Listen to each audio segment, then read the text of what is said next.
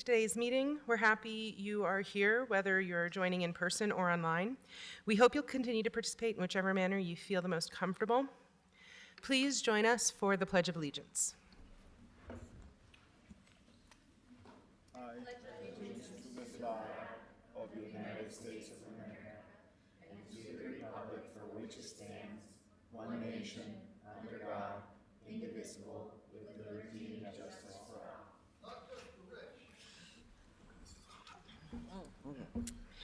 All right, thank you again for joining us. Before we move through the agenda, I want to go through registration information and our rules and standards for public meetings.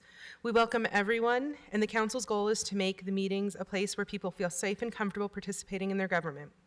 We invite everyone to help make this a welcoming space. A respectful and safe environment allows us to conduct the meeting in an orderly and efficient way.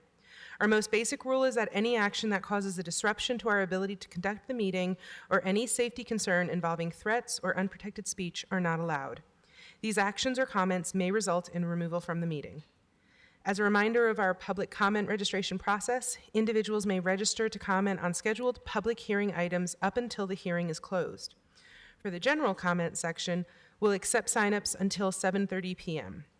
The general comment section is limited to a maximum of 1 hour and will only include commenters who register before 7:30. So if you're here to give general comments, please sign up and remember that it is possible not everyone who signs up may be able to speak. This brings us to item A4, approving the work session minutes of August 27th, 2024, September 3rd, 2024, September 10th, 2024, September 17th, 2024, and October 8th, 2024. I'll look for a motion. Move for approval. Second. I have a motion from Councilmember Pui, a second from Councilmember Wharton. Any discussion? All those in favor? Aye. Any opposed? That's unanimous. The motion passes. No, this one's yours. So, as the vice chair, I have the honor of taking a moment to chair this meeting while we recognize Victoria Petro for her service as the Salt Lake City chair for 2024. Just switch over to my prepared remarks. So, even though it's been a pretty quiet year here at City Hall, of course I'm kidding, and it was anything but a quiet year. It seems like every year we marvel at how busy we are and how much additional things we have to do. And in fact, this year we spearheaded, as you often remind us, generational projects and discussions that will change the literal landscape of the city for decades to come. Victoria, over this monumentous year, we've been fortunate to have you as chair. You've led with courage, diving in with passion and your interest to be so thorough and so diligent, and to be a champion for all Salt Lake City residents. You articulated critical issues, and you charted a path of resilience for all of us. Thank you for the work, and even a few tough moments that we had, but we worked through together. And we all had something valuable to learn, and we kept moving forward together as a council. And this is the moment where I'd like us to sing our karaoke song from the musical Wicked. If you'll just We sang it before it was a movie. We're OGs. Cue the music. No, just kidding. We're not going to do that. That would be really rude to make people sit through me singing. So tonight we celebrate you and all you've given of yourself to fulfill the role as chair. As a token of our appreciation, we present you with a shadow box filled with memories that capture your remarkable year of leadership. Okay. So first, we have a council baseball team jersey honoring your dedication to Rose Park and the Power District MLB development, with the names of colleagues and staff representing the teamwork and support. Next, an inaugural Utah Hockey Club ticket and Utah Jazz memorabilia to celebrate your role in elevating Salt Lake City as a vibrant sports hub. To recognize your steadfast commitment to our veterans, there's a Veterans Day challenge coin symbolizing the respect and gratitude you consistently champion for those who dedicated their lives to service. We've included a replica of the Salt Lake City International Airport's The Peaks art installation, which represents your district's innovation and beauty. And finally, a West Side is the Best Side bandana with a miniature version of your puppy, Cannoli. And it adds a playful nod of positive energy that you bring to the council.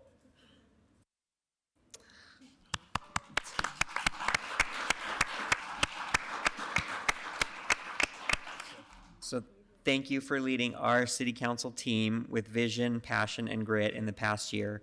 Much like the West Side, you've been bold, dynamic, and full of heart, a true MVP for our city. Here's to celebrating you.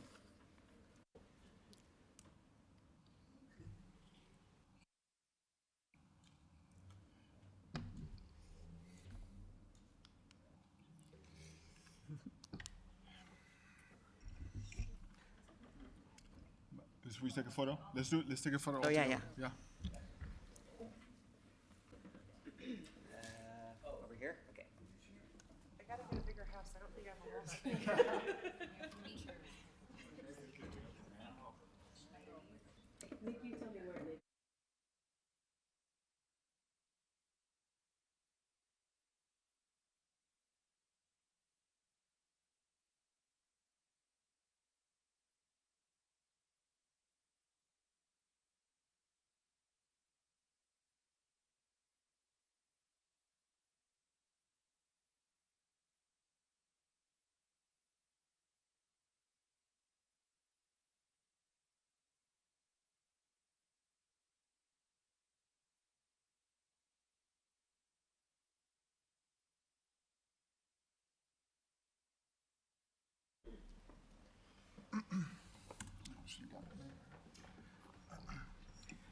Madam Chair, Yes, sir. may I add some comments to the?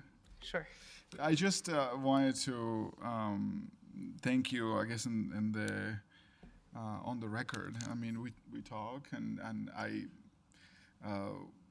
thank you for your leadership and friendship and passion about the issues that we face. And often, maybe I should do it more often.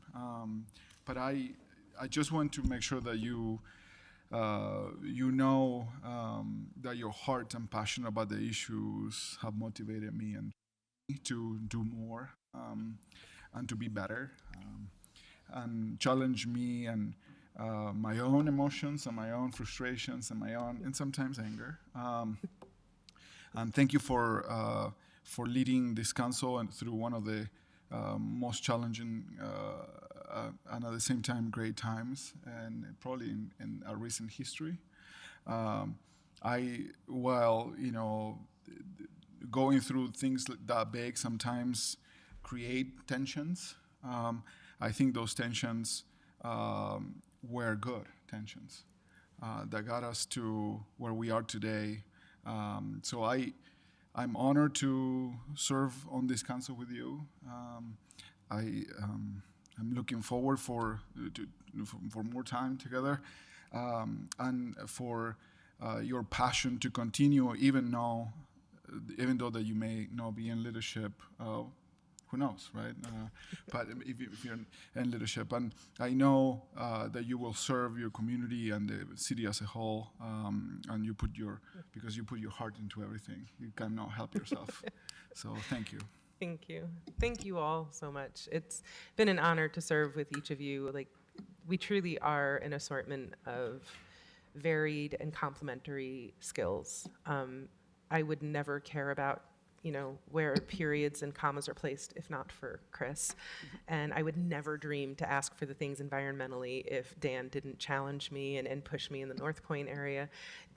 Darren, you made me care about zoning and planning, and like I like care about a zoning consolidation now. Ava has kept me being audacious, which I know there's a lot of people who wish I were less.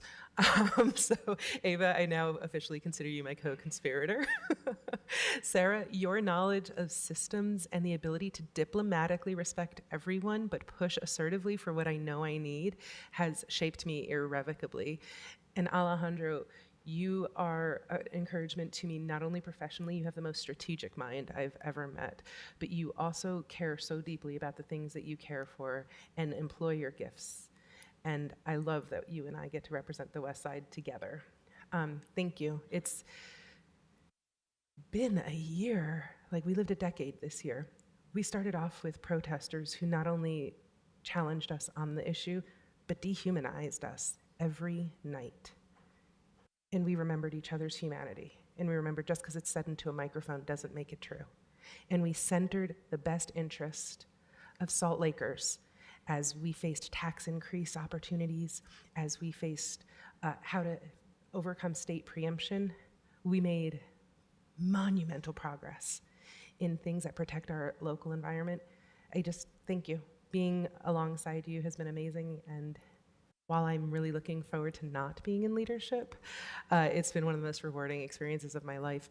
And I know all of us would absolutely agree that without our incredible staff, and by the way, we're the council that saw Cindy Gus Jensen finally sit down. And I don't know if that's an accomplishment or a tragedy for us, but we've weathered storms together, and our staff are still the most remarkable humans I know. Nick Johnson, I don't know how you transitioned into being a liaison while I was in leadership, but thank you. I'm excited for what we do next. All right, and with that, I'm gonna change the Love Fest over, and I would like to move on to item A6, which is, I want us to consider adopting a joint ceremonial resolution with Mayor Mendenhall, recognizing the contributions that City Attorney Catherine Lewis has made to Salt Lake City. Katie, in this, we have Catherine Lewis written as all the whereases, but can I call you Katie? It feels weird and disingenuous. Okay. Whereas Katie Lewis, the city attorney for Salt Lake City, has consistently demonstrated exceptional leadership, policy expertise, and creative problem-solving skills. And whereas Katie Lewis's guidance was invaluable in navigating unprecedented challenges, including the COVID-19 pandemic, a major earthquake, a devastating windstorm, and an historic period of demonstrations calling for police reform. And whereas Katie Lewis's strategic legal counsel played a critical role in the successful recovery of the city through these tumultuous times. And whereas Katie Lewis exhibited outstanding leadership in complex negotiations for transformative projects of generational importance, such as the Inland Port, Downtown Sports and Entertainment District, and the Fair Park and Power District developments. And whereas Katie Lewis's thorough research, masterful negotiation skills, and steadfast commitment to integrity and transparency secured lasting benefits for future generations of Salt Lakers. And whereas Katie Lewis's ability to resolve disputes professionally and diplomatically has been instrumental in maintaining positive relationships with elected officials, staff, and community members. And whereas Katie Lewis's unwavering commitment to public service and integrity has earned the respect and trust of all who have had the privilege of working with her. And whereas Katie Lewis has consistently demonstrated a deep understanding of municipal law, budgeting, land use, and city governance, which allowed her to contribute greatly to the well-being of the city of Salt Lake. And whereas Katie Lewis's strategic thinking and attention to detail have significantly shaped the future of our city. And whereas, as a mentor and leader, Katie Lewis has inspired and empowered countless individuals within the city government. And whereas Katie Lewis's positive attitude and optimistic outlook have fostered a collaborative and productive work environment among colleagues and staff alike. Now, therefore, be it resolved that the Salt Lake City Council and Mayor of Salt Lake City express our deepest gratitude and appreciation for Katie Lewis for her unwavering dedication, hard work, and invaluable contributions to Salt Lake City. And be it further resolved that the legacy of Katie Lewis's tenure as city attorney will be felt for many years to come, and her contributions to the city will always be remembered with admiration and respect. I'll look for a motion. Madam Move for Chair. approval. Sorry. Move that we approve the joint resolution appreciating Katie Lewis for her service to Salt Lake City. Second. I've got a motion from Councilmember Dugan. I think we have technically we'll say Lopez Chavez, but there's all of us have seconded it. We'll say that. There's going to be significant discussion on this. So let's start. I'm District 7, Councilwoman Young. So I think the one thing that gives me the most, I guess, hope in looking forward is knowing the foundations you've laid for us as a city. You truly were so instrumental in making sure that Salt Lake is prepared for the future. And I see our future in the front row. And I know that your time with them is going to be even more invaluable than the amazing gift you've given us here at the city. So thank you. Councilmember Dugan. Yes, everything Councilman Young just said. Ever since I've been in the council, you've been the city attorney, and you've always been there, thorough. You gave us straight answers. You knew the picture. You could see all perspectives. You were compassionate, but you were also stern and hard. And that shows your leadership skills. And as Councilman Young said, you set us up for success. And we so appreciate everything you did and the full passion behind it. And I just look forward to seeing great things from your next position. And I know you're going to kick some butt. So thank you for everything you've done, and thank you for showing us how to do it. Councilmember Mono. I was trying to think back at the first time I met you, and I think it was before you were the city attorney and before I was a council member. You gave me an open and public meetings training as a member of the Redevelopment Advisory Committee. And I remember thinking, just being so shocked that of all these new things that municipal government had to deal with. And but as I think through all the other interactions I've had with you since, you've led the city and us as a council through some of the most important things that we've done, but you've also shown the same level of passion and compassion and leadership in things that really maybe weren't as important, but they felt important to some of us. And I remember a couple things that were very personal to me and hard things that you helped mentor me through, helped me sort through throughout the time that we've worked together. So I really appreciate that. I know that I think you just have a really good poker face, but your ability to make me feel like my issues mattered to you in midst of all of the other things that I know you had on your plate was appreciated and not missed. So thank you. Councilwoman Lopez Chavez. Thank you. Katie, you were the first person to take my heart and comment when I entered City Hall. But more than that, you have been a steadfast beacon and pillar of all things just in the city. And there is absolutely no one that knows the city more acutely than you do in your legal performance, but also in your moral values. And you have truly left your mark on the city. You are an inspiration, and I cannot wait to see your children grow up. And I cannot wait to hear about all your ski runs. And I cannot wait to see how you'll change this world. Thank you for your service, Katie, and thank you for being a friend. Councilmember Wharton. Come on, man. So several years ago, when you were sitting for your advice and consent interview, I was thinking about how you were a third-year law student when I started law school, and that's when I first met you. And I asked you if you ever thought back then that you'd be sitting in front of the council for the as the nominee for the city attorney position, and even more surprisingly, that I would be on the council interviewing you. And it felt like that was just a moment ago, and at the same time, ages ago. And now that we're saying, goodbye for you in this position, it feels even more unbelievable than that surreal experience that we had several years ago. And it's hard for me to find the words to thank you without reflecting on the role of the city attorney in our system of government. And as the city attorney, you represent Salt Lake as an entity, which requires you to represent each one of us and the mayor in our capacities as the elected legislative and executive leaders.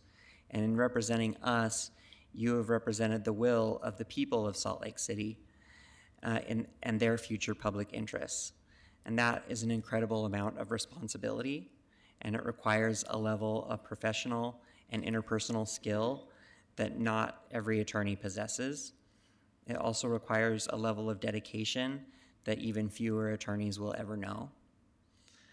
I have the benefit of getting to seeing you work both from the client side as one of your clients and also as a fellow attorney in the practice of law.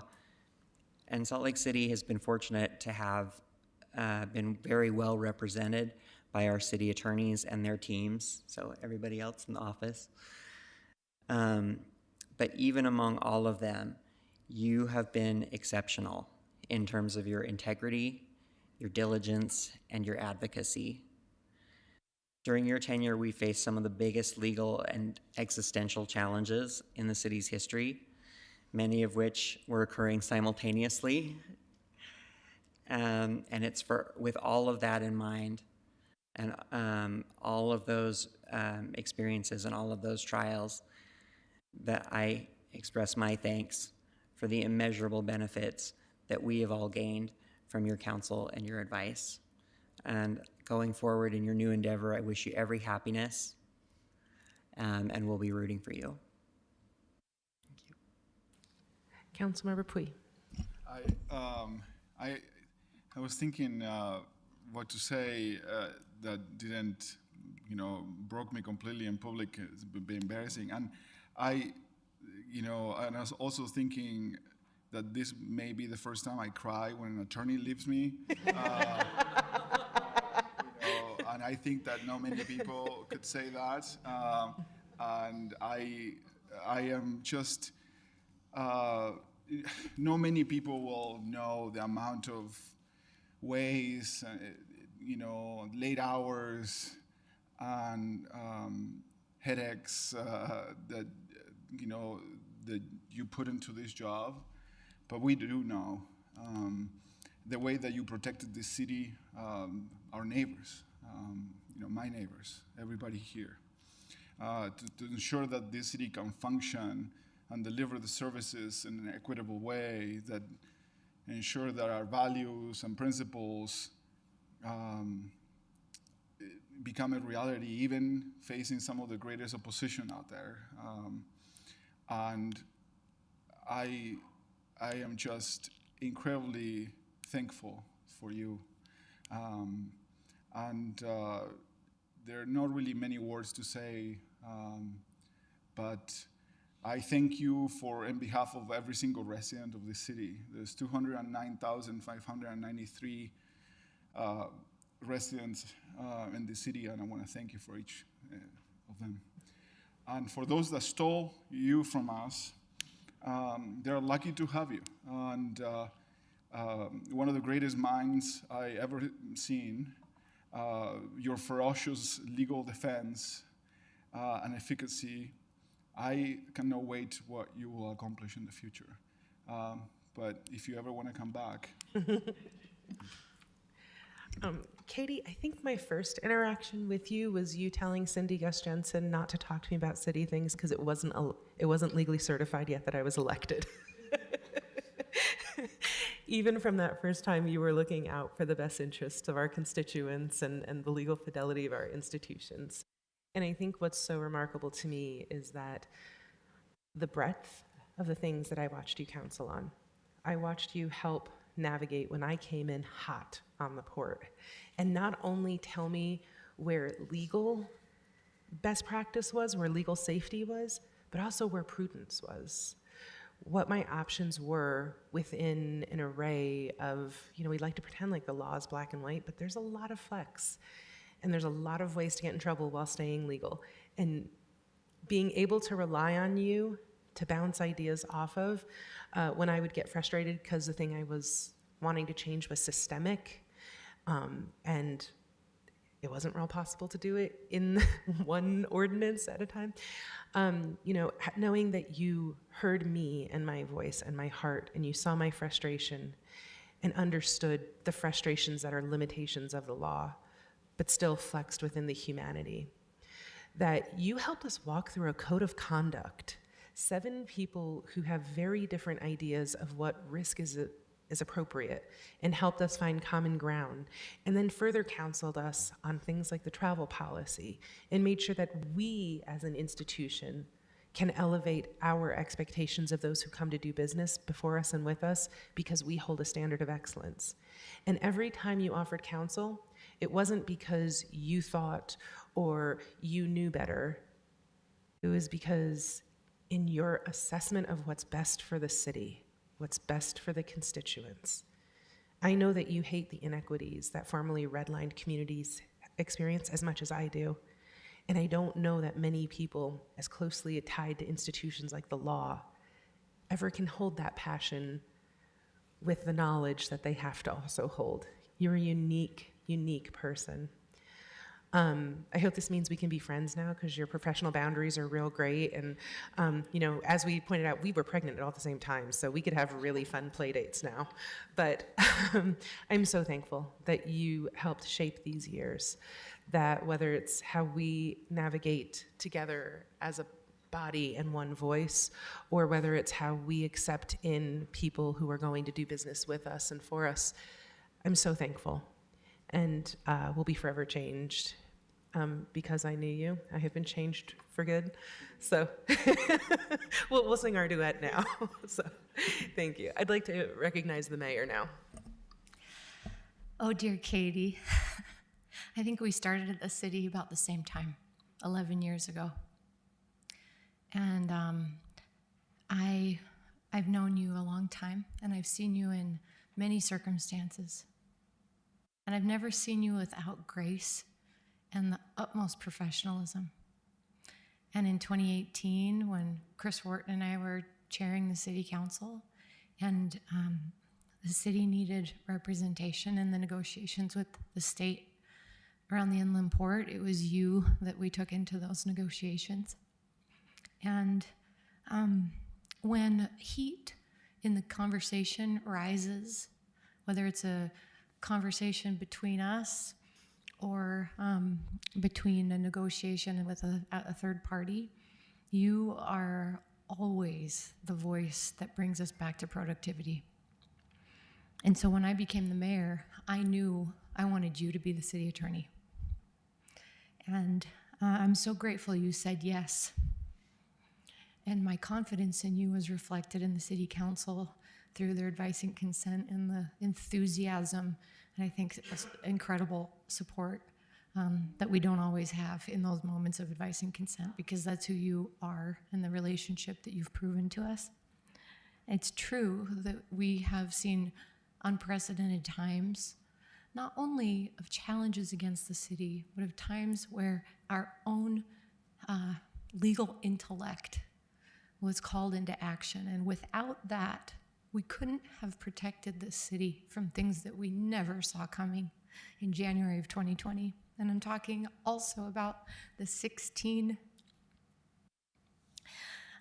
emergency orders that you and I executed during the pandemic. Most mayors never sign one. We did 16. And I'll finish by telling a story that after one of those, a state leader called me and said, "You can't do that. You legally can't do that." I said, "Well, here's what our legal understanding is, and our city attorney believes that we actually stand on firm legal ground." He said, "You can't." I said, "Well, why don't we get your attorney at the state and not my attorney together and let them talk about it?" And he called me back about 36 hours later and he said, "You have a very good city attorney." And our emergency order stood. And I bring that story up not to bash on the state at all. There's always a tension and a healthy conflict there.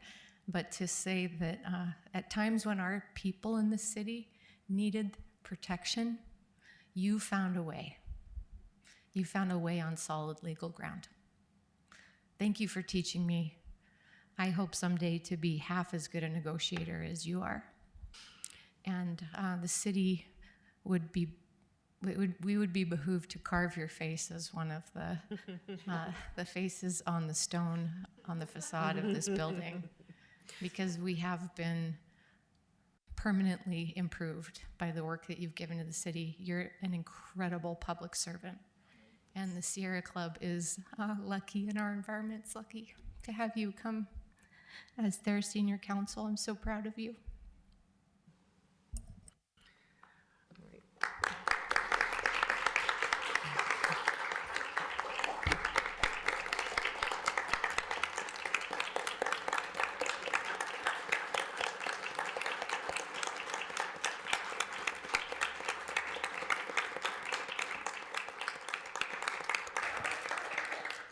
Madam Chair, may I say a few words, if I can get through it?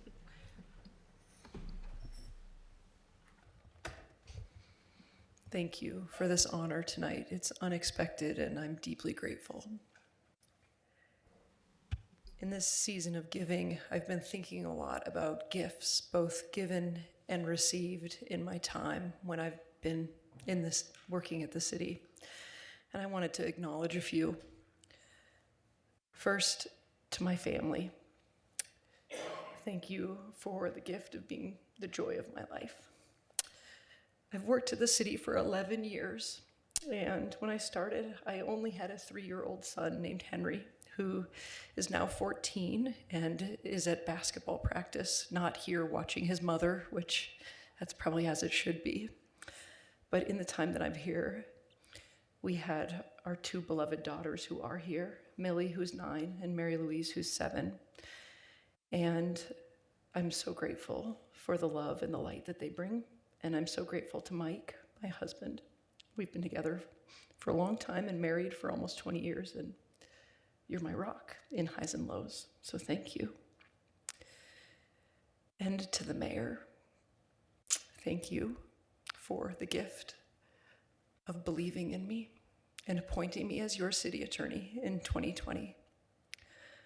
Your gift, your belief that I could do this enormous job and serve the city is the greatest gift that anyone has given me professionally. And I want you to know that I believe in you too. I do today, I did then. And I believe in the team of dedicated leaders that you've assembled. Rachel, Jill, Megan, Lindsay, and all of the department directors. We are here because of your extraordinary belief in us, and we would follow you anywhere. And to the city council, some of whom I've known for my entire 11 years at the city, and some who I have only recently gotten to know, thank you for the gift of your trust through the hard times and the delightful times. You have trusted me to advise you and support your extraordinary vision for the city. And I trust you. Your protection of our most vulnerable, your integrity, the way you process hard decisions and get to the right one, You care for our city, and you care for all of us. And your staff, Jen, Cindy, Lehua, Nick, and all the others. I would trust you all with my life. In the late nights, in the complicated negotiations, you are brilliant and you are powerful. Thank you for the gift of trust.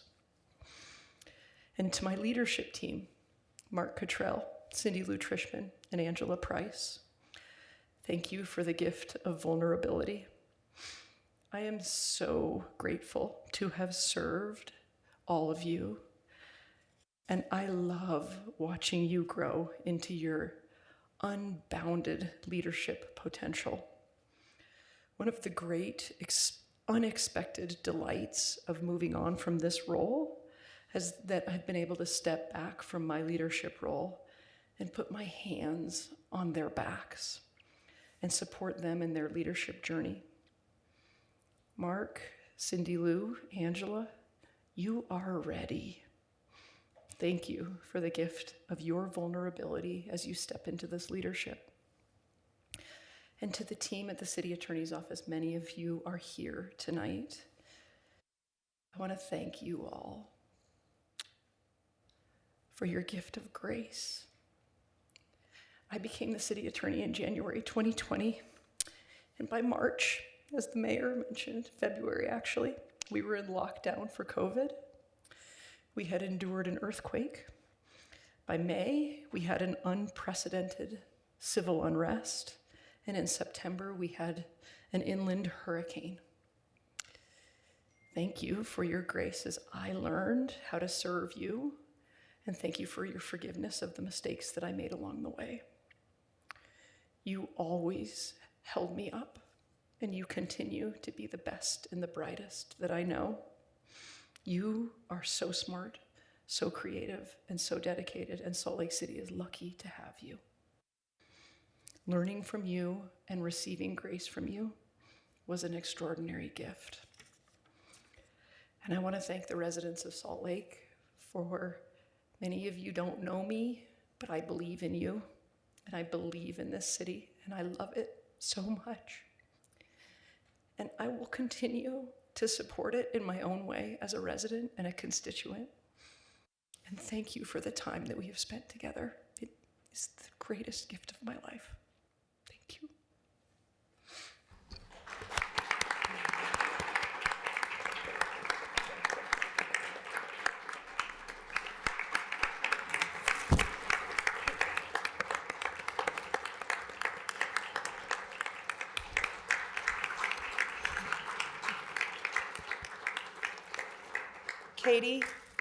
Katie, we'd like to present you this wooden bowl. It's handcrafted by Paul Russell, an artist from Linden, Utah.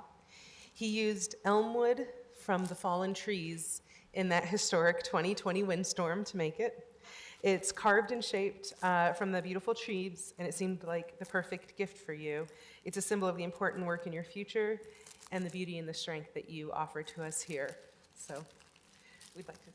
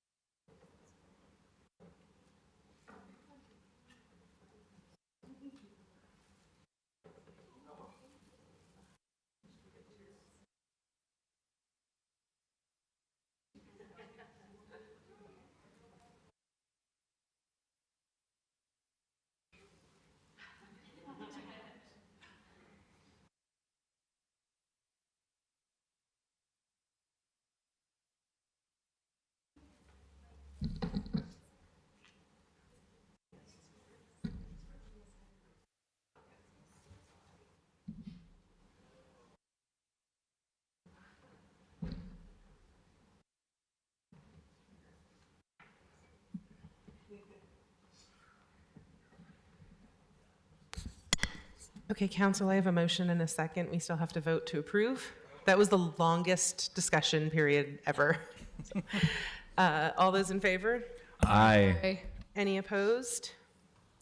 That passes unanimously, like the entire city unanimously, not just the council unanimously. All right, this now brings us to the public hearings section, and we have no scheduled public hearings, which then takes us to item C1, a potential action item for the Title 19 text amendments. I'll look for a motion. Madam Chair, I move that the council adopt the ordinance. Second. I have a motion from Councilmember Pui and a second from Dugan. Any discussion? Title 18. Yes, sir, Title 18. Yes, I withdraw my motion. Thank you. I would like to move that we approve the ordinance and the changes to Title 18 Building Code. This is the most symbolic council meeting ever. Dugan, does your second still stand? Yes, my second stands. I have a motion from Councilmember Wharton and a second from Dugan. Any discussion? All those in favor? Aye. All those opposed? It passes unanimously. Item C2 is an ordinance for the budget amendment number 2 for fiscal year 24-25. I'll look for a motion. Madam Chair, I move that the council adopt an ordinance amending the fiscal year 2025 final Second. budget. I have a motion. Do you need to say something else, Councilmember Dugan? Do I need to finish There's a reading whole this? bunch left. There's a lot of bunch left. Keep going. Is that okay? You good? I'm looking No, I at, think I'm we looking need at to read Cindy it, right? Lou. Yes. No, I should read it. I think it might help to read the whole Okay, motion, just so we're clear I for the move that record. the council adopt an ordinance amending the fiscal year 2025 final budget of Salt Lake City, including the employment staffing documents only for items as shown on the motion sheet. I further move that the council adopt a legislative intent statement requesting the administration provide a written report to the council evaluating the management, budget, policy oversight, and other considerations for the city prosecutor's office structure and operations under the existing interlocal agreement model versus alternative models, including bringing the function back into the city attorney's office. Second. I have a motion from Councilmember Dugan and a second from Councilmember Mono. Any discussion? All those in favor? Aye. Aye. Any opposed? That passes unanimously. Our final potential action item is item C3, an ordinance for the Jordan River Fair Park District zoning map and text amendment. I'll look for a motion. Madam Chair, Yes, sir. I move that the council adopt an ordinance establishing the Jordan River Fair Park zoning district and rezone 93 acres of approximately 1500 West North Temple to the JRF zoning district. I further move that the council request that the administration enter into a development agreement with the applicant as outlined in attachment A in the agenda item. I further move that the council request an annual audit review of the project area that can be posted in the city website, outlining the cost of city services provided to UFair district and revenue and property and sales tax diverted to the district so the public can be made aware of how those funds are being used. I have a motion from Councilmember Pui and I have a second from Councilmember Dugan. Any discussion on the matter? Councilmember Wharton. Yes, just briefly, the two of you spoke about the work that's gone into this at our last meeting, and I just wanted to, as a council member that represents a very small piece of the west side, I want to thank both of you for the immense amount of work that you did and helped lead us in these discussions, and that I think that I hope that the residents will see of the west side and of the whole city just how much we placed their interests at the forefront of our negotiations and our deliberations and all of our efforts here. And I think that this represents a historic opportunity for those residents. And I hope that we can live up to that. And I think that we can with this agreement that we have. And so I'm excited to see that future come to realization starting now. Thank you. Any other discussion? Councilmember Pui? Madam Chair, thank you for the opportunity. I want to, highlight something that you mentioned and earlier today about, that sometimes we go through processes that are uncharted and new, and sometimes difficult, but we stay at the table, and the importance of staying at the table means for my residents that we have a say and that we keep their values and interests at forefront. That no matter how hard sometimes things are, that we move forward and we join hands into pushing ahead. And I'm thankful for the many of you that have spent so much time and effort in ensuring this agreement becomes a partnership that will benefit not only the applicant but also the community as a whole. And I am thankful that we have found an agreement. And while the bill set up the tables in a strange place, we are here together to sign an agreement and to hopefully welcome a baseball team to Salt Lake City. And I will be joyful to see that happen. I also will be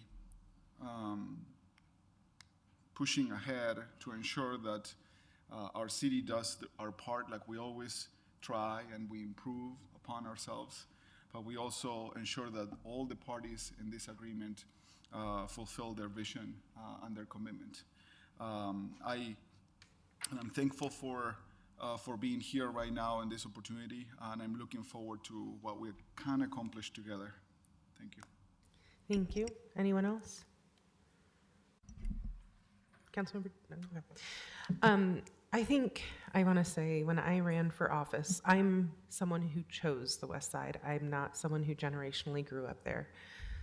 But I literally had traveled. I've never lived any place more than like 5 or 6 years. And this is where the roots grew. And so I've known that it's going to be a large thing that helps take away historical red line stigma. It's going to be something momentous that helps us overcome the history that put us at a deficit. I don't think I recognized the fear I would have at my ability to discern where the best is to accomplish that. And in so many ways, I look at this deal and arrangement and I go, of course it's going to take something this big with a company with this history and this capability to do it. And still, I go, am I doing it right? And I have to say that we truly have, as a city, under the leadership of Katie, who we just praised, so I don't have to do a whole lot more to make it clear. But then also we have Rachel and Jen completing out this trinity of insight that helped keep us oriented towards a true north, while, by the way, there's a lot of competing priorities. We have homelessness barreling down on us. We have mandates and everything coming at us. And in the thick of it, we found our way to something really good. I want to acknowledge that you all could have waited till December 31st. You could have just let a complete preemption pass. And I want to acknowledge that and put it on the record.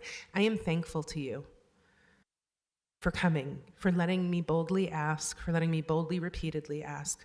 I want to thank you for taking weekends and evenings and mornings and times where you should have been doing other things and giving attention to this.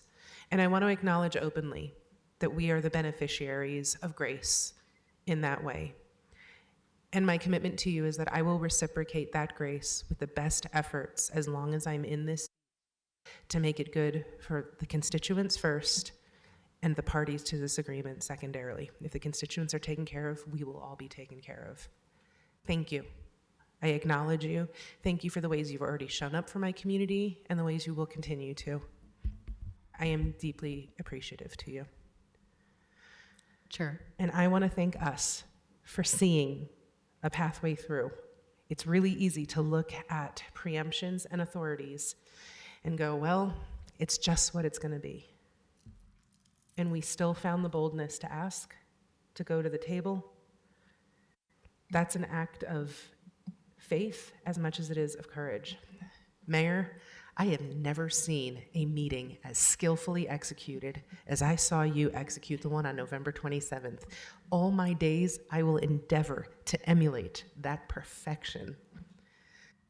But also, I appreciate you joining me, even when we had other tensions in other places, because our city is growing and the world is so big for us right now. I appreciate you for meeting me there. I am really proud of what we've done, even though I'm still nervous for those spaces where we're going to have to relinquish control. It still is a state preemption, and we still don't have a strategy for dealing with that well. None of the cities dealing with preemptions have a strategy for it. We're all stumbling through this together. But I do think this one is set up for success. And can I please, please, please be at the game where the Yankees come? I don't know whose hat I'm going to be wearing, but I'm going to be happy to be there in that stadium with you all. Councilwoman Lopez Chavez. Thank you. I just really quickly wanted to recognize some concerns that were voiced to me.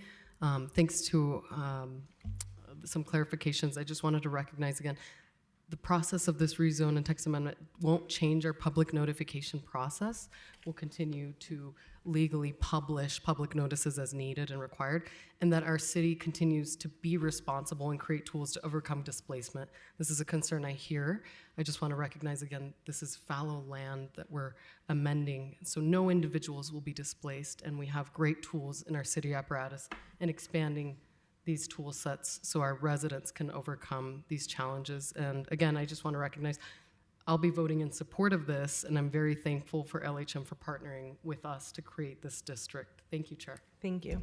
Any other discussion? All right, then I will call the question. All those in favor? Aye. Aye. Aye. Aye. Opposed? It is unanimous. Thank you. This now brings us to the questions for the mayor section. Mayor, Rachel, thank you for being here. The rest of the mayor's staff. I don't know what other questions we could ask her that we have not asked her in the past 72 hours, but council, any questions for the mayor? All right, you're off the hook. All right, we're now at the general comment portion of our agenda. This is for the public to comment on any city business not scheduled for a public hearing. This section is limited to a maximum of 1 hour and to only those individuals who register to speak before 7:30. Our meeting rules apply to these general comments. Please avoid disruptions or threats, or we will ask a staff member to assist you out of the meeting. Also, as a reminder, comments that include profanity, personal attacks, intimidation, or discriminatory language are not persuasive or compelling. They are not helpful to create the respectful and safe environment we want to create. To sign up to comment, please register online or turn in a comment card to in-person staff. We accept signups until 7:30. We'll be calling your names in the order of signups. If you're on Zoom, please unmute your mic when your name is called. Each person will have 2 minutes. Please raise your hand in the room or on Zoom for staff assistance. If you're having technical issues in Zoom, our staff member, Ellie Tran, can assist you. To help make sure that as many people as possible can speak during the hour, anyone in person should feel free to come up and stand in line when you hear your name called. Please also avoid interruptions so that we can use the time for as many people to comment as possible. If you reach the 2-minute mark, the host will announce time and your microphone will be muted. If you are unable to finish your comment, please share the rest via email, mail, or call our office. Contact information is listed at slccouncil.com. If you have a handout for the council, please notify council staff who will assist you. Taylor, please begin with our first comment. Madam Chair, we have about 18 people registered to speak to general comment. The first will be Oswaldo Ponce de Leon Landa, followed by Taylor Larson, and then Andrew Marwick. Oswaldo is here in person. Hi, Council. My name is Oswaldo. I'm a resident of District 4. Thank you for taking time to listen to us tonight. Before I begin, I'd like to thank Councilmember Lopez Chavez for taking time to speak with me after last week's council meeting. And I also want to thank her for her recent public statement of support for Salt Lake City's immigrant community. I am here once again to urge the City Council to stand in support of our undocumented community members and take actions to protect them during this time of heightened threats to their safety and well-being. As an immigrant myself and someone who has undocumented family members and loved ones, this is a personal issue to me. I have 3 requests for the City Council. First one, make a public statement of support. Please issue a formal statement denouncing Governor Cox's intentions to support the Trump administration's deportation plan. This partnership with harmful federal policies puts vulnerable individuals and families in our community at greater risk. It undermines the values of compassion and inclusivity that Salt Lake City strives to uphold. Number 2, ensure non-cooperation with federal immigration agents.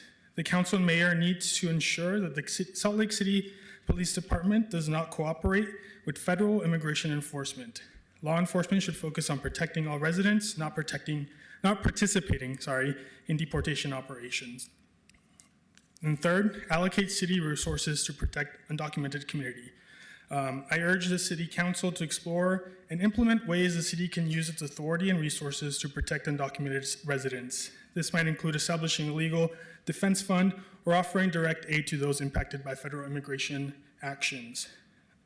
Salt Lake City has an opportunity to set an example of leadership by showing that it values all its residents, regardless of immigration status. Our undocumented neighbors are integral to our community. They're our coworkers, our friends and family members, and I hope the City Council will take swift action on this. Next will be Taylor Larson, followed by Andrew Marwick, and then Oscar Arbizu. Taylor is here in person. Howdy, Council. I just want to, I'm not sure where we're at with the Green Loop, but I want to advocate that that you all keep looking into starting it on the east side and pushing west. I'm with the Rio Grande plan, and we're really excited about developments there with the RDA land, the UTA headquarters, and so waiting for that area to continue to develop, we think would be really prudent. Thanks. Next will be Andrew Marwick, followed by Oscar Arbizu, and then Mona M. Andrew, you may now unmute. Yes, thank you. As the previous speaker said, the Rio Grande plan has a lot of potential. As you discussed earlier this evening, the Power District and the baseball has a lot of potential. Unfortunately, Salt Lake City has made a huge commitment to the Smith Entertainment Group, basically $1 billion through a 0.5-cent sales tax increase. And that is going to absorb a huge percentage of potential revenue that could go towards these other projects and really prepare Salt Lake City for the 2034 Olympics, when the world's attention will be focused on Salt Lake City. This plan has been very short-sighted. The amount of land available for development, what has to be torn down of the convention center, it just isn't working. It will not work. The Gateway Mall, the pharmaceutical company that occupies a big portion of it, is not retail. It's only maybe 30-40% occupied by retail over on the Gateway. Downtown needs to focus westward towards the Rio Grande plan. In terms of this hockey team came close to bankrupting the city of Glendale, Arizona. 10, 12 years ago, the city of Glendale was looking at selling off a library. They were not maintaining the property.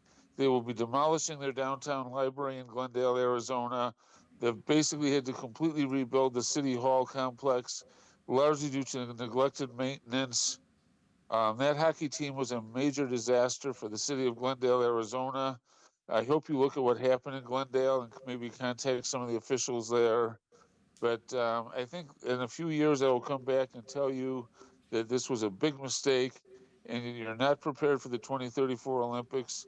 You're ruining your chance of getting Major League Baseball by focusing so much on NHL hockey. Thank you. Next will be Oscar Arbizu, followed by Mona M, and then Jay Larson. Oscar, you may now unmute. Hi, can you hear me? Yes.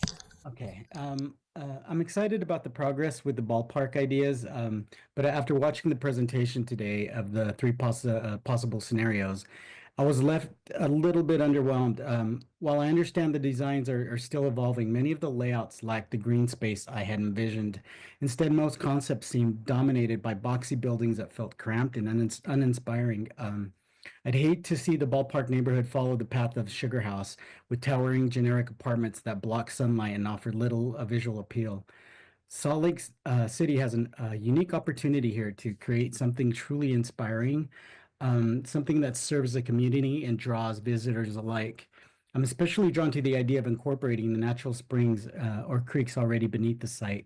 Imagine a design, with an organic layout where the green spaces take priority and the buildings complement rather than dominate the landscape. Structures could frame the breathtaking mountain views and reflect their beauty, much like the developments named The Mountain in Copenhagen, or 1,000 Trees in Shanghai, or 779 Park in Stockholm. Please look at these up and take inspiration. These examples can show that it can be done. And as a proud Utahn, I believe we deserve better than more uninspired cookie cutter builds. Lastly, I urge you to prioritize owner-occupied units in any development to foster the sense of community and investment in the neighborhood's future. And thank you for your time. Next will be Mona M, followed by Jay Larson, and then Chenille Hill. Mona, you may now unmute.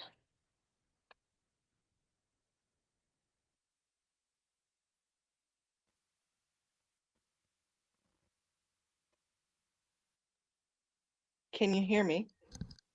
Yes. Thank you very much. Thank you, council members, for allowing me to speak. Information is imperative to making appropriate decisions in government. I would like to remind you that it is my responsibility to bring you relevant information, but your job as a governmental body to use the information to make sound judgments pertaining to the residents in Salt Lake City. The reason I and we keep apprising you of information about Scientology is not to demonstrate against the religion itself, but the abuses involved with its doctrine, policies, and practices. Scientology has KPIs for their members. It truly is more like an MLM than a church. For example, their legal team has a laundry list of stats they must adhere to each week. But I wanted to show you that one, if there's a protester and the protester creates a sign showing negative attention about Scientology, they must regain their stats twofold to make up for it, or even the sales department must sell more courses to make amends. What appears to be as a business stat or KPI can also be an incitement of violence, especially when you pair it with two other quotes. We would rather have you dead than incapable, and always attack, never defend. This organization is a wolf in sheep's clothing. So many people have forewarned about Epstein and P. Diddy. The horrific abuses could have been avoided. I am pleading with you to heed my words. Take caution. Thank you, and I yield back my time. Next will be Jay Larson, followed by Chenille Hill, and then Cameron Elwood. Jay is here in person.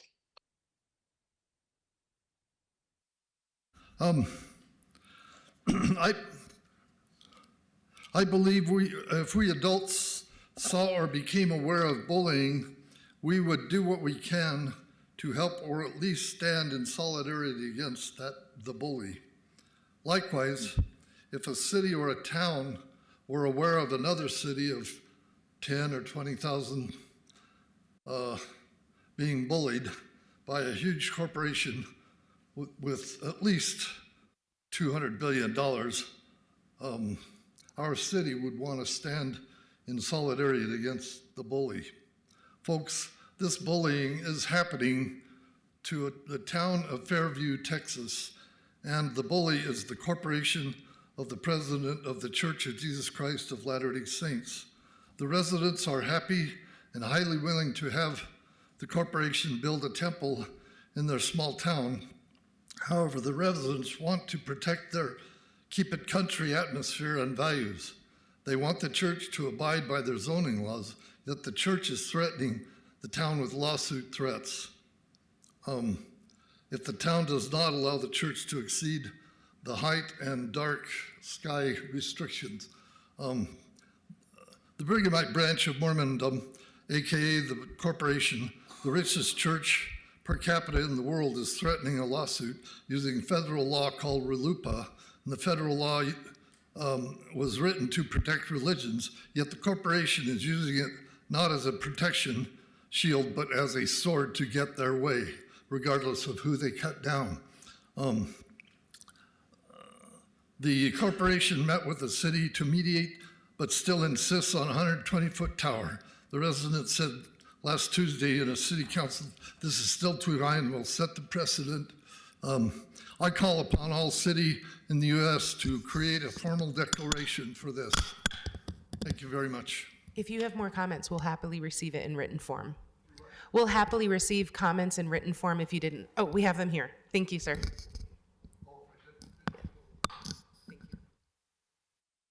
And next will be Chanel Hill, followed by Cameron Elwood, and then Mary Allison Soutinis. Chanel is here in person. Hi, Council. I'm here to speak on behalf of the vulnerable children who are being harmed under the protection of the tax-exempt status granted to the Church of Scientology. The issue is not just a national one, it impacts our own community here in Salt Lake City.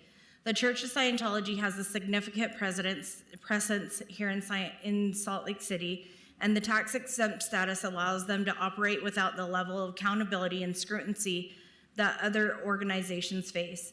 There are numerous reports of abuse, exploitation, particularly involving children with this organization. Because of its tax-exempt status, these abuses have been shielded from proper investigation. By removing their tax-exempt status, we can remove the shield of protection and allow law enforcement to step in. This will give local authorities and child protection agencies the ability to investigate and intervene, ensuring the safety of children in our community who may be at risk. Salt Lake City has the duty to protect its residents, especially its most vulnerable. I urge the City Council to take a stand for the children who are being silenced and mistreated. Call on the IRS to remove the Church of Scientology's tax-exempt status so the local authorities can protect those who need it most. Thank you for your time for standing up for the children of Scientology. Next will be Cameron Elwood, followed by Mary Allison Soutinis, and then in Canada, Cameron is here in person. Good evening, my name is Cameron. It is common practice to blame another group to try to distract from the main issues at hand. We know that President Trump, during his tenure, about 8 years ago at this point, decided to blame immigrants in order to distract the general American public from the issues of class and wealth inequality here in the United States. And unfortunately, he is set to do so again. What disappoints me the most, however, is that Governor Cox is deciding to obey in advance this type of rhetoric and this type of, honestly, brutalization of people who don't really even know what's going on in their lives. 2 weeks ago, he said that he will be well in support with federal agents to come in and just start targeting people at random. I call upon the City Council to denounce Governor Cox's messages and his rhetoric about joining with the U.S. military, joining with the immigration agents in rounding up these people. I call upon the City Council to view this not as some sort of like labor issue, but more of a humanitarian and a moral issue. I ask you guys to denounce and refuse to comply with the idea of bringing in federal agents to come in and do whatever work that they see fit. I ask that you instead divest that money to actually helping these people, help them get a standing in their lives. a lot of them aren't here to be rapists. A lot of them are just here just trying to seek a better life. It's our duty as American citizens to ensure that they can do that, not throw them out like they're some sort of parasite. Thank you. Next will be Mary Allison Sutini, followed by Ann Canada, and then Erin O'Farrell. Mary is here in person. Hi, my name is Mary Allison. I live in District 3.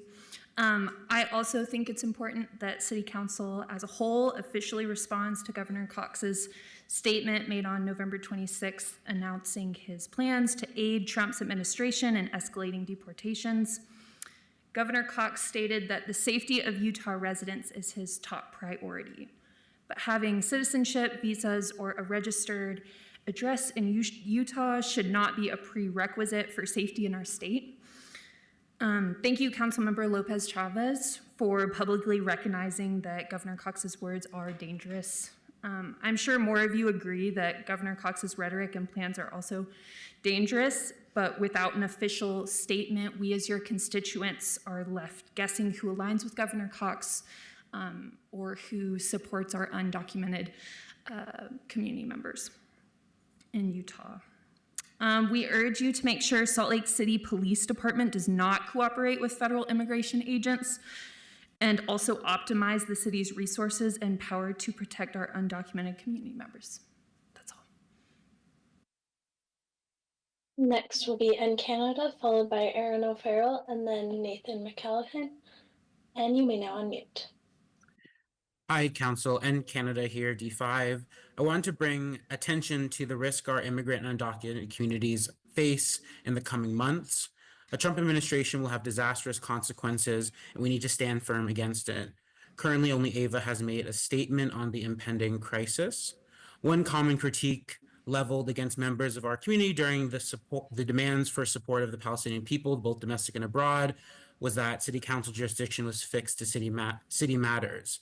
Sidebar, Victoria said today that I and others dehumanize City Council and her almost a year later while Gaza is now all but rubble.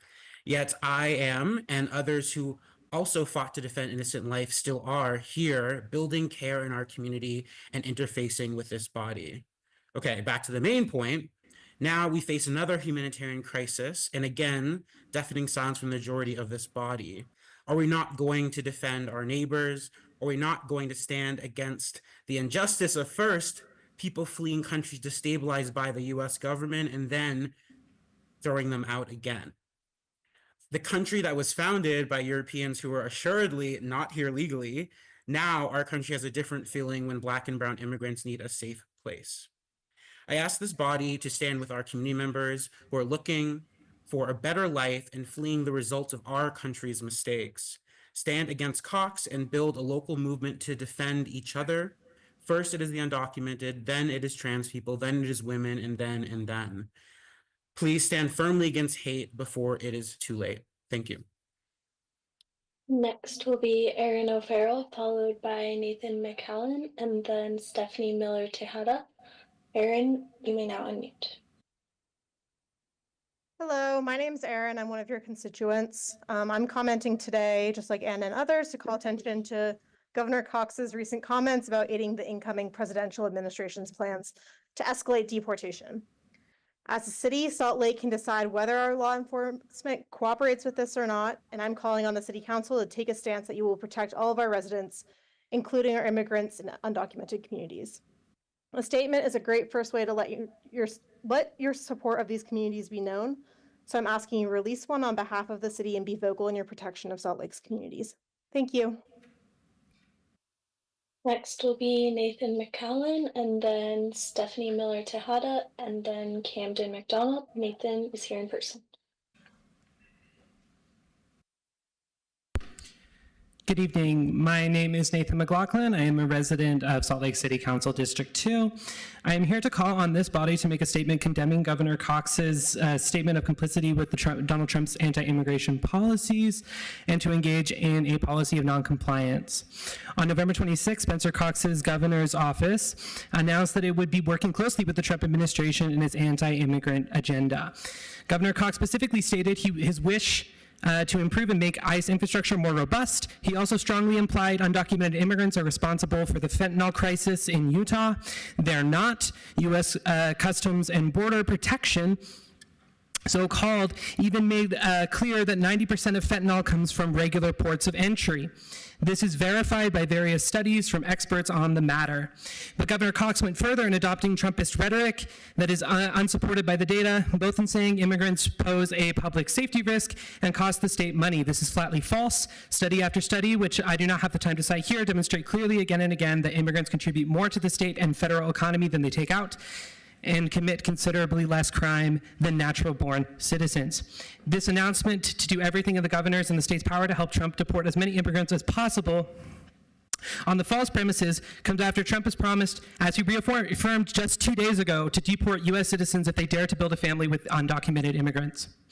This is flatly illegal. If our legal institutions push against this as they ought, this is horrifying, as it would lead to the separation of families. As a Latter-day Saint who has been counseled by my church's leaders to call upon responsible citizens and officers of government everywhere to promote those measures designed to maintain and strengthen the family, I must ask you to denounce this. I would like to go further by echoing the words of Governor Herbert, who was a Republican governor in the state back in 2019, pushing against Trump's anti-immigrant policies. He said, "Utah's unique history informs our approach to immigrants. Those who resettle in Utah become integrated and accepted in our communities. They become productive employees and responsible citizens." And that is why he chose to Next will be Stephanie Miller Tejada, followed by Camden McDonald, and then Kate Wilson Burnett. Stephanie, you may now unmute. Hi, my name is Dr. Stephanie Miller Tejada, and I'm a resident of District 4.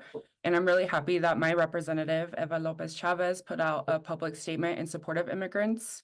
And I'm here today to urge you all to do the same and take a public stance against Governor Cox's intent to support the Trump administration's deportation plans.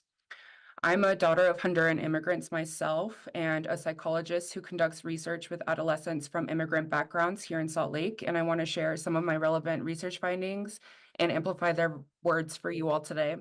So many of the youth shared that though they love Salt Lake, they were aware that it is not a safe place for Black and brown immigrants.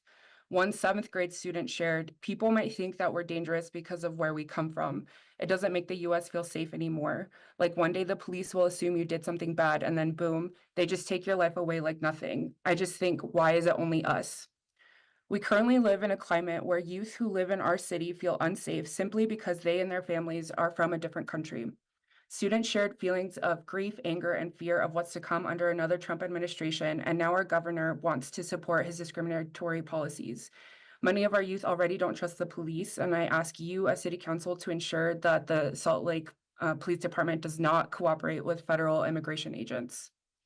To close, I also want to share the youth's shared visions for a version of Salt Lake where that centers care for everyone, no matter their immigration status. Some of the youth shared, "Leave us alone, let us be, and let us live in peace with one another." Another 8th grader shared, "I want to let a lot of cultures come in. There'd be a lot of people from different backgrounds, cultures, colors, and different flags. A lot of people representing their culture. I want it to be colorful, you know." So I ask you all to please support the youth's dreams and visions and use your power as City Council to turn it into a reality. Thank you. Next will be Camden McDonald, followed by Kate Wilson Burnett, and then Milana Ortega. Camden is here in person. Good evening. I'm a resident of Salt Lake City Council District 3, and I'm accompanied by many other Salt Lake residents who have come here to insist that the City Council follow the lead of Councilmember Lopez Chavez and release a public statement explicitly in support of our undocumented community members and denounce the dangerous and inhumane rhetoric espoused by Governor Cox. We also urge that the City Council refuse to cooperate with immigration enforcement as the Trump administration begins to crack down. Salt Lake City is home to thousands of undocumented immigrants, friends, coworkers, and family to so many of us in this room and all over the valley. Many Salt Lake residents have served Latter-day Saint missions in Latin America and have developed close personal bonds with families who have now made their way to the United States in search of stability and safety. This is a personal issue to immigrants and non-immigrants alike.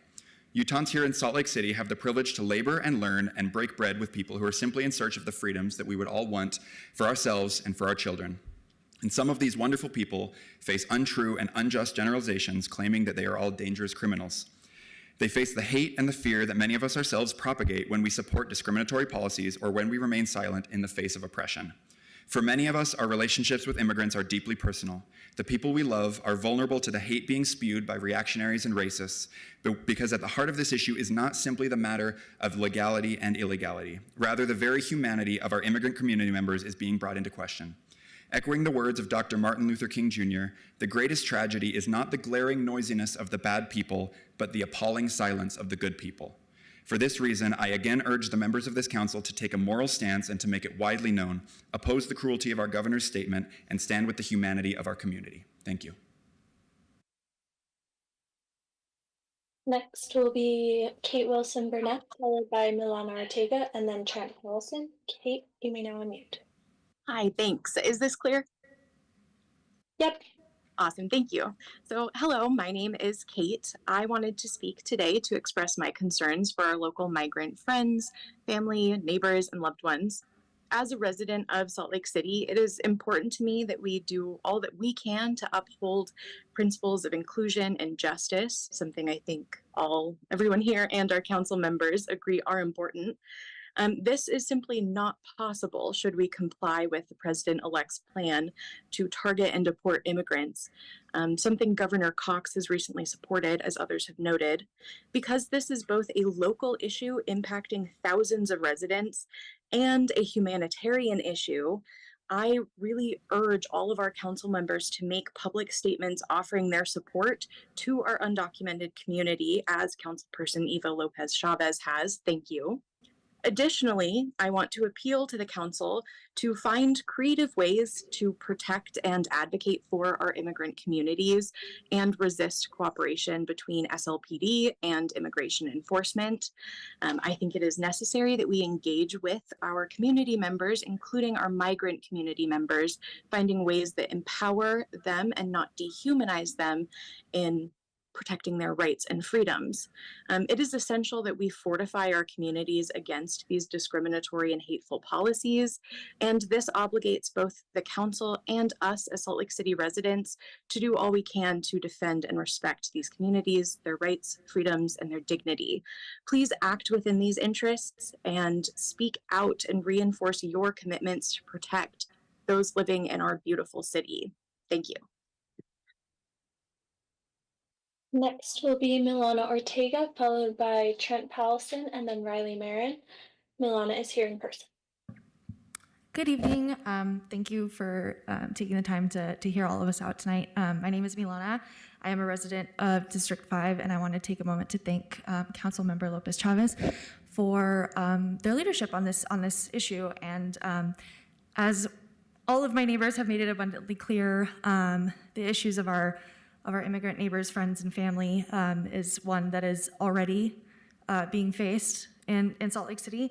And I actually had a really long statement that I prepared, but I'm just gonna kind of go off the cuff since, like I said, my neighbors have already made it abundantly clear how impactful this issue is. But I'm actually now Utahn, but I grew up in the borderlands.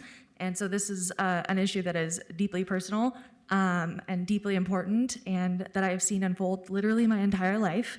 And I thought moving to a different state, it wouldn't be as present, but here we are.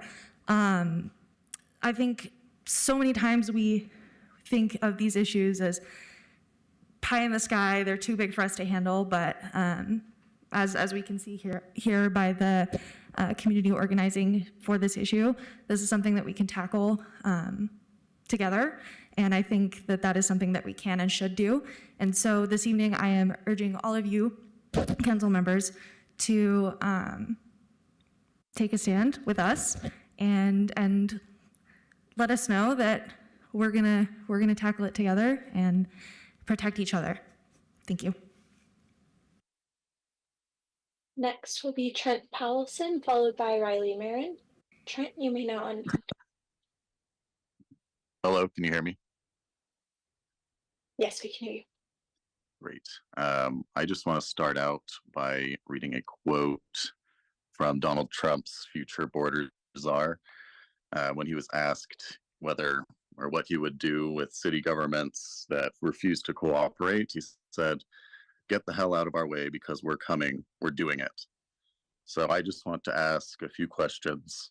First off, are you going to allow mass deportations to happen under your watch, whether by action or inaction? Do you personally support mass deportation? Will you allow ICE and other federal agencies to operate unobstructed in our city to round up and remove our friends and families? Will you do everything in your power to prevent mass deportations? Will you remain silent as mass deportations are carried out in our city? We ask that you please wield your power, as others have said, in creative ways. Use your imaginations. We all have undocumented friends, and if you don't, you're missing out. We encourage non-cooperation with federal authorities. We encourage you again to wield your power in favor of those who have been disempowered. Undocumented people are rightfully worried and afraid right now. We ask if you will reassure them that you will do everything you can for them. And finally, we ask that you stand with those who otherwise would have no representation in these halls. And lastly, I'd just like to acknowledge this is day 431 of the Palestinian genocide. Thank you very much. And next will be Riley Marin. Riley, you may now unmute. Hello, my name is Riley Marone. I am a proud granddaughter of Mexican immigrants, and I am becoming a teacher. And with that, Governor Cox's recent support of the mass deportations is extremely harmful and dangerous to many of my students' families. Trump has said himself in an interview that he would deport families altogether. And this raises serious concerns for our community, our immigrant communities and our undocumented communities whose humanity is at risk right now. This is a local issue. This is a very important issue that must be spoken about. Ava was outspoken today in her Instagram post, and we need everyone on the city council to denounce this dangerous rhetoric against our immigrant and undocumented communities. We, as a community, demand that the city council make a public statement in support of our undocumented community members and denounce Governor Cox's hateful rhetoric and policies. Thank you. And that was the final registered commenter. Thank you, Taylor. We will now move on to new business. Item E1 is an ordinance for an economic development loan fund to Frontier Fruit LLC. I will look for a motion. Madam Chair, I move that the council adopt the ordinance approving a $350,000 loan for Frontier Fruit LLC from the Economic Development Loan Fund. Second. I have a motion from Councilman Lopez Chavez and a second from Mono. Any discussion? All those in favor? Aye. Aye. Any opposed? That passes unanimously. I'll now move on to unfinished business. Item F1, the council will consider adopting a resolution authorizing the mayor to enter into interlocal agreement for the municipal services interlocal agreement between Salt Lake City and the Utah Fair Park Area Investment and Restoration District. I'll look for a motion. Madam Chair, I move that the council adopt a resolution authorizing the administration to enter into an interlocal agreement with the Utah Fair Park Area Investment and Restoration District to provide municipal services to the Fair Park District boundary. Second. I have a motion from Councilmember Wharton and a second from Dugan. Any discussion? All those in favor? Aye. Any opposed? That passes unanimously. Next item is F2, a resolution for ranked choice voting for 2025 municipal election. I'll look for a motion. Chair, move that the council adopt a resolution requesting Salt Lake City's participation in the Municipal Alternative Voting Methods Pilot Project to use ranked choice voting for the 2025 municipal election. Second. I have a motion from Councilmember Pui and a second from Councilmember Dugan. Any discussion? All those in favor? Aye. Any opposed? That passes unanimously. Our next item, F3, is for a resolution for Americans with Disabilities Act Self-Evaluation and Transition Plan. I'll look for a motion. Madam Chair, I move that the council adopt a resolution confirming the Salt Lake City ADA Self-Evaluation and Transition Plan. Second. I have a motion from Councilmember Wharton, and was that a second from Young? Any discussion? All those in favor? Aye. Aye. Any opposed? That passes unanimously with Pui absent. I'll look, the next is item F4. It's a resolution for the council policy manual for the travel section update. I'll look for a motion. Madam Chair, I move that the council adopt a resolution amending the council policy regarding travel, training, and capacity building. Second. I have a motion from Councilmember Wharton and a second from Dugan. Any discussion? All those in favor? Aye. Aye. Any opposed? That passes unanimously with Pui absent. Final item is F5, a tentative resolution for the council board leadership structural changes. I'll look for a motion. Are we striking Madam that? Chair, I think we can skip that item. We're based on the striking earlier. that. Just kidding, strike. All right, that brings us then to the consent portion of the agenda. I'll look for a motion. Madam Chair, I move that we adopt the consent agenda. Second. I have a motion from Councilmember Dugan and a second from Wharton. Any discussion? All those in favor? Aye. Aye. Any opposed? That passes unanimously, and we're adjourned.